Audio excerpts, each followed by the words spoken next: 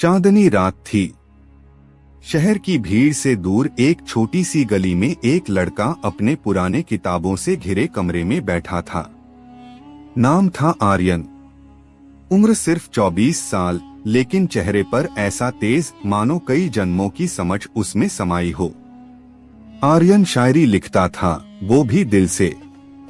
उसकी कलम में दर्द था, लेकिन उसकी जेब में खालीपन। घर में पैसे की तंगी थी। पिता की एक छोटी सी चाय की दुकान थी जो अब बंद हो चुकी थी, और माँ वर्षों से बीमार थीं। लेकिन इन सब के बीच आर्यन के पास एक खजाना था, उसकी सोच, उसकी शायरी और उसकी उम्मीद। रोज वो एक नई शायरी लिखता और उसे एक छोटी डायरी में नोट करता। लोग उसे कहते, शायरी से पेट नहीं भरता, लेकिन आर्यन मुस्कुरा देता। उसका जवाब होता, कलम की स्याही अगर इरादे से निकले तो किस्मत की इबारत बदल सकती है। एक दिन जब घर का राशन खत्म हो चुका था और आर्यन की माँ के लिए दवाई भी नहीं थी, उसने खुद से कहा, अब या तो मैं हार जाऊंगा या इस दुनिया को अपनी कलम से हिला दूंगा। उसी रात उसने अपनी सबसे दर्द भरी शायरी लिखी, जिसका शीर्षक था टूटे हुए सपनों की जुबान। वो शायरी इंसान की तकलीफों को, उसकी हार को और अंत में उसकी जीत को दर्शाती थी। अगले दिन आर्यन वो शायरी लेकर शहर के मशहूर लिटरेरी कैफे में पहुंचा। वहां हर हफ्ते कवि सम्मेलन होता था, जहां बड़े बड़े लेखक और निर्माता आते थे। लेकिन वहां पहुंचने पर उसे बाहर ही रोक दिया गया। सूची में नाम नहीं है, गार्ड ने कहा। लेकिन आर्यन वहां खड़ा रहा, ठंडी हवा में, भूखा, थका, लेकिन उम्मीद से भरा। तभी वहां से गुजरा विवेक खुराना, एक सफल लेखक और प्रोड्यूसर। उसने आर्यन की आंखों में कुछ देखा, शायद जुनून, शायद दर्द या शायद सच्ची चाह। विवेक ने पूछा, क्या तुम अंदर जाना चाहते हो? आर्यन ने कहा, नहीं सर, मैं अपनी शायरी सुनाना चाहता हूँ। एक मौका चाहिए, बस एक। विवेक मुस्कुराया, चलो सुनाओ मुझे। आर्यन ने कांपते हाथों से अपनी डायरी खोली और वो शायरी पढ़नी शुरू की। जैसे जैसे शब्द बाहर आते गए, विवेक की आंखें गीली होती गईं। पूरा माहौल चुप हो गया। आर्यन ने जब आखिरी लाइन पढ़ी, मैं टूटा जरूर हूँ मगर बिखरा नहीं, मेरे अल्फाज ही मेरी पहचान बनेंगे कभी। तभी विवेक ने कहा, तुम्हारी आवाज नहीं, तुम्हारे अल्फाज गूंजेंगे एक दिन पूरे देश में। आर्यन समझ नहीं पाया कि यह सिर्फ तारीफ थी या किस्मत की शुरुआत। क्या विवेक खुराना आर्यन की जिंदगी बदल देगा, या ये भी एक धोखा निकलेगा? क्या वाकई शायरी एक गरीब को करोड़पति बना सकती है? विवेक खुराना की आंखों में चमक थी। उसने आर्यन की शायरी सुनने के बाद न केवल उसे तारीफ दी, बल्कि उसी वक्त अपना विजिटिंग कार्ड थमाया। कल सुबह 10 बजे मेरे ऑफिस आ जाना, तुम्हारी जिंदगी बदलने का वक्त आ चुका है। आर्यन ने कार्ड तो ले लिया, लेकिन उसे यकीन नहीं हो रहा था।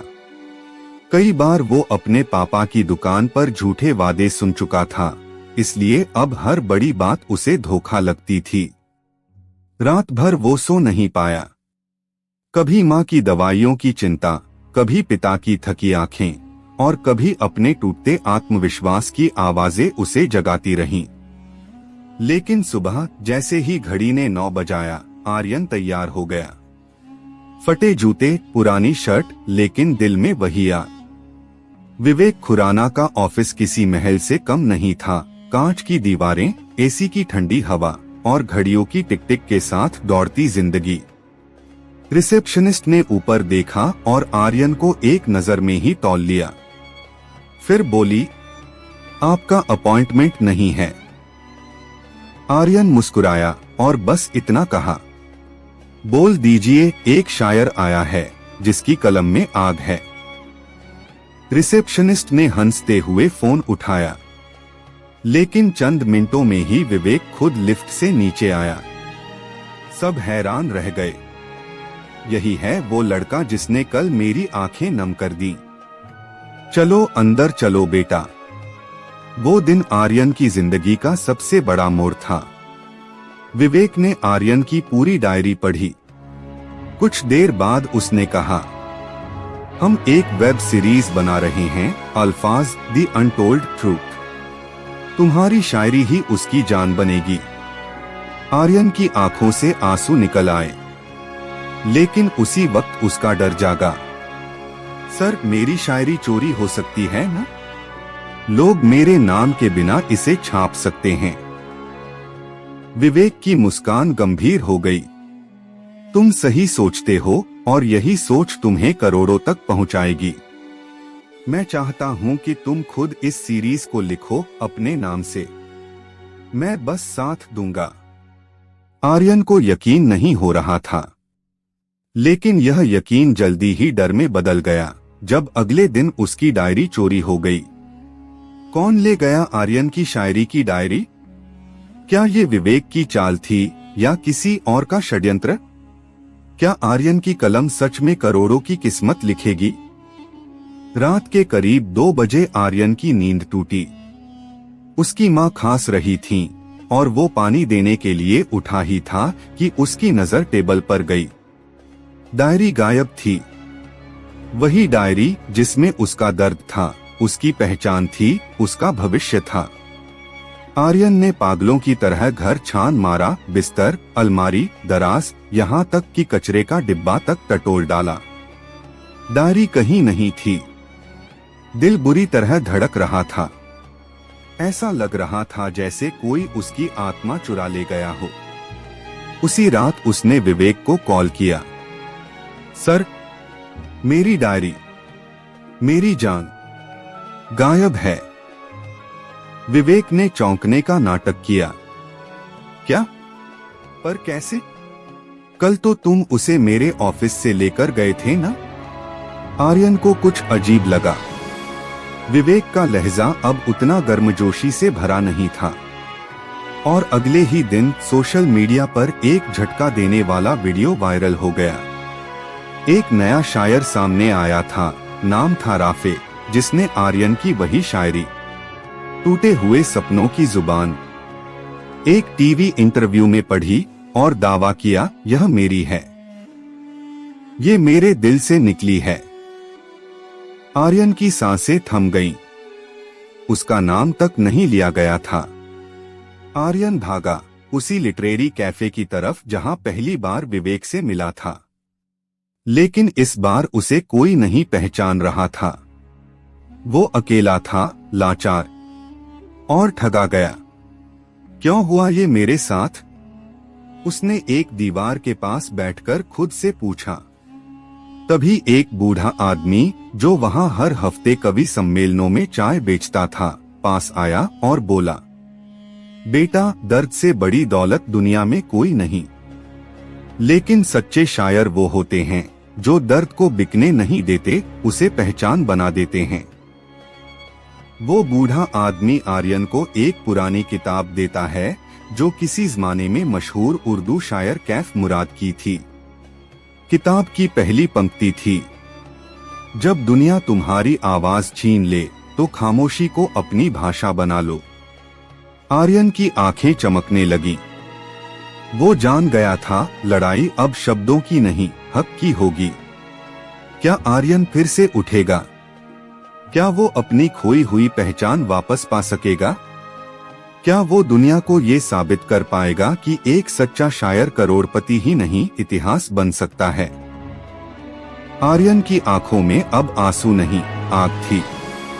वो जान चुका था, वो सिर्फ शायर नहीं, अपनी तकदीर का लेखक भी है।